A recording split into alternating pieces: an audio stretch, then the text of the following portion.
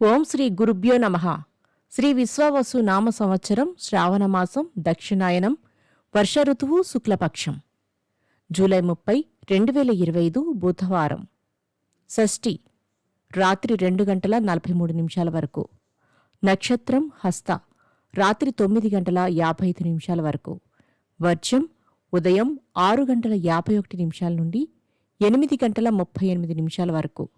దుర్ముహూర్తం ఉదయం 11:49 నుండి 12:41 వరకు. రాహుకాలం మధ్యాహ్నం 12 గంటల నుండి 1:30 వరకు.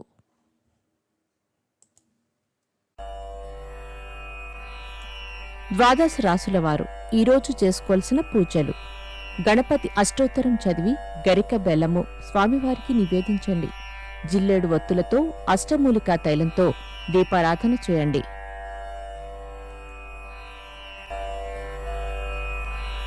ద్వాదశ రాశులు. మేషరాశి. అకారణంగా వివాదాలు వస్తాయి. ఇతరులతో మాట్లాడేటప్పుడు జాగ్రత్త అవసరం. వస్తు కొనుగోలు. వృషభ రాశి. ముఖ్యమైన పనులు సకాలంలో పూర్తి చేస్తారు. రుణాలు కొంతవరకు తీరుస్తారు.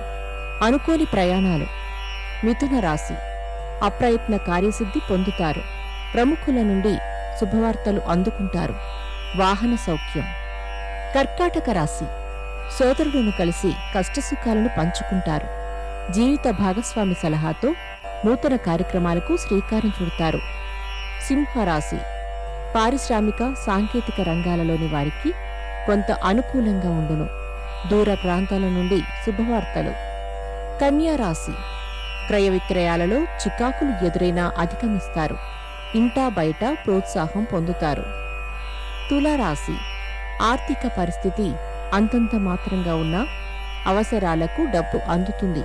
శుభవార్తలు వింటారు. వృశ్చిక రాశి. మీ మాటే అందరికీ వేదవాక్కు కాగలదు.